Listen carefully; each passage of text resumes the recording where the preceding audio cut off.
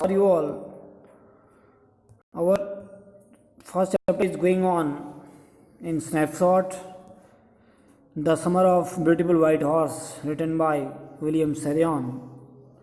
The last sentence was, he had come to invite me to ride or not as I chose. यानी कि वह मुझे सवारी करने के लिए बुलाने आया था, यानी कि मुराद है मेरा भाई एरम कहते हैं ऐसा कि मुझे बुलाने आया था, मैं सवारी करूं या न करूं ये मेरी मर्जी थी। उसके बाद आगे देखना। Well it seem to me stealing for horse और for a ride was not a same thing as I stealing something else such as money. ठीक है, मुझे लगा कि घुड़सवारी के लिए घोड़ा चुराना वैसी बात नहीं थी जैसा किसी अन्य वस्तु को चुराना था, जैसे कि एज वेल एज मनी, पैसा। For all I knew may be it was not stealing at all. कहते हैं कि क्योंकि मैं जानता था, हो सकता है उस हिसाब से बिल्कुल भी चोरी न हो।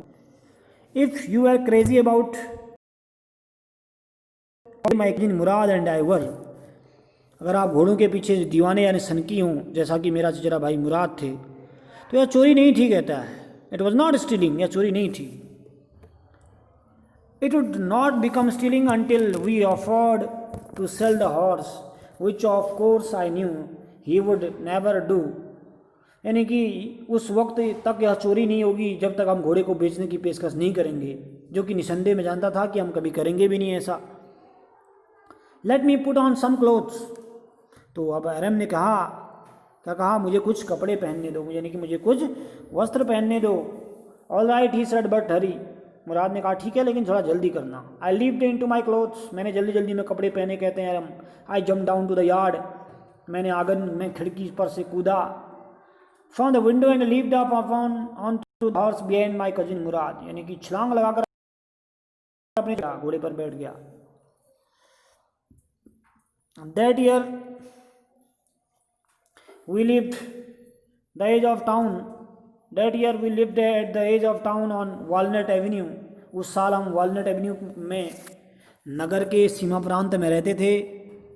Behind our house was the country, हमारे घर के पीछे में देहात था। Vineyards, orchards, irrigation ditches and country roads, कहते हैं कि हमारे घर के पीछे देहात था, अंगूर के खेत हैं, फलों के बगीचे हैं, सिंचाई की खाइयाँ हैं, ग्रामीण सड़कें हैं। In less than 3 minutes we were on Olive Avenue and then the horse began to trot. हम ऑलिव एवेन्यू में 3 मिनट से भी कम समय वक्त में थे और फिर घोड़ा धीरे धीरे क्या करने लगा, दौड़ने लगा।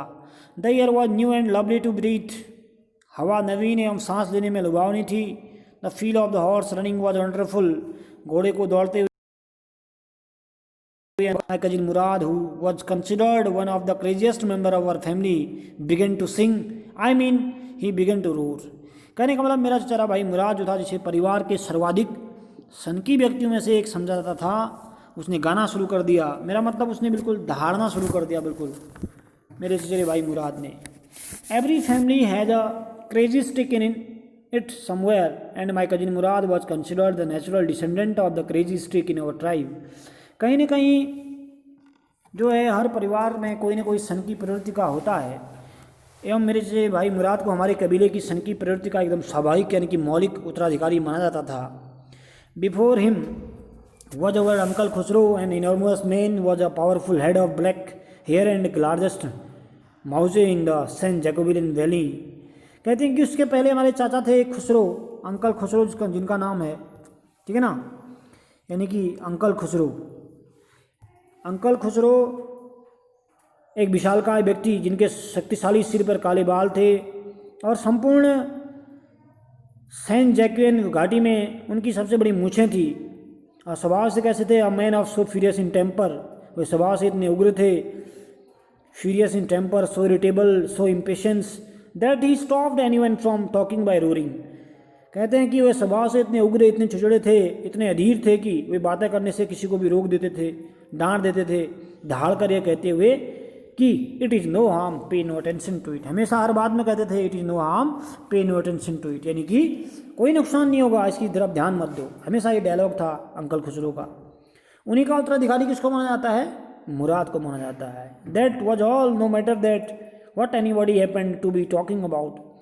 सब कुछ यही था। कौन क्या बातें कर रहा था कोई फर्क नहीं पड़ता था। Once it was his own son Eric running 8 blocks to the barber shop where his father was having his mouth trimmed to tell him their house was on fire। कहते हैं कि एक बार स्वयं उनका बेटा यानी कि खुसरो का जो बेटा था एरिक 8 ब्लॉक पार करके नाई की दुकान पर गया जहाँ उसके पिता जो है अपनी मूछों को छुट्टी करवा रहे थे। यह कहने के लिए गया कि उनके घर में आग लग गई है। This man Khusro set up in the chair. अब यह आदमी जो खुसरो नाम के थे नामक व्यक्ति कुर्सी पर उठकर बैठ गए। एंड रोड और गुर्राए इट इज़ नो हार्म पे नो टेंशन टू इट। क्या कहा हमने अपने बच्चे को कि इस पर कोई ध्यान मत दो, कोई भी हानि नहीं हुई है। कहने का मतलब क्या है, इट इज़ नो हार्म। चिल्ला कर कहा उन्होंने। जब बच्चे ने बताया कि घर में आग लग गई तो उन्होंने कहा कि नो हार्म नो पे नो टेंशन टू इट, यानी कि कोई नुकसान नहीं हुआ है, कोई ध्यान मत दो। ऐसे मैं कहता हूँ। माई cousin Murad was considered the natural descendant of this man. और मेरा चचेरा भाई मुराद जो है उस व्यक्ति का मौलिक उत्तराधिकारी चचेरे भाई मुराद को समझाता था। Although Mourad father was Zorab, जबकि मुराद के पिता जो जुराब थे who was practical and nothing else, जो कि व्यवहारिक थे, इसके अलावा कुछ नहीं थे। That is how it was in our tribe. इस तरह हमारे कबीले में यही सब कुछ था। A man could be the father of his son flesh. कोई भी आदमी अपने बेटे के मांस यानी कि भाग का पिता हो सकता है। But that did not mean that he was also father of his spirit. इसका मतलब ये नहीं है कि वह उसकी आत्मा का पिता है। The distribution of the various kinds of spirit of our tribe had been from the beginning capricious and vagrant कहा गया। यानी कि हमारे कबीले की विभिन्न प्रकार की आत्माओं का विभाजन शुरुआत से ही यानी कि मनमौजी और मावारा किस्म का रहा है। We rode and my cousin Mourad sang. हम सवारी करते थे, चचेरा भाई मुराद गाता था। We rode and my cousin Mourad sang, यानी कि हम क्या करते थे, सवारी करते थे। हम सवारी करते रहे, मेरा चचेरा भाई मुराद गाता रहा। For all anybody knew we were still in the old country where at least according to some of the our neighbours we belonged we let the horse run as long as felt likes running. कह रखा है कि हम सवारी करते रहे, चचेरा भाई मुराद गाता रहा, क्योंकि सभी जानते थे कि अभी तक हम ऐसे चिरकालीन देहाती प्रदेश में थे जिसके हमारे कुछ पड़ोसियों के मत से कम जो है हम मूल निवासी थे। हमने घोड़ों को दौड़ने दिया जितने लंबे समय दौड़ना चाहता था या पसंद करता था। At last my cousin Mourad said. अंत में मेरे चचेरे भाई मुराद ने क्या कहा, गेट डाउन, नीचे उतरो। I want to ride alone. मैं क्या करना चाहता हूँ, बिल्कुल अकेले सवारी करना चाहता हूँ। अब तुम क्या करो, नीचे उतरो। ऐसा मेरे चचेरे भाई मुराद ने कहा। Will you let me ride alone I asked. अब आई मैंने अरम ने कहा कि तुम मुझे भी करने दोगे अकेले घुड़सवारी। That is up to horse my cousin Mourad said get down. उसने कहा कि ये तो किस पर डिपेंड करता है, अप टू द हॉर्स, यानी कि घोड़े पर डिपेंड करता है कि वो सवारी करने देगा या नहीं करने देगा। ऐसा मुराद ने बोला, लेकिन उसने कहा कि तुम नीचे उतरो अभी। The horse will let me ride I said. मैंने कहा, कहते हैं अरम, कि घोड़ा मुझे बिल्कुल सवारी करने देगा। तो मुराद कहते हैं वी शाल सी, तब तो ठीक है, हम देख लेंगे। He said don't forget that I have a way with a horse.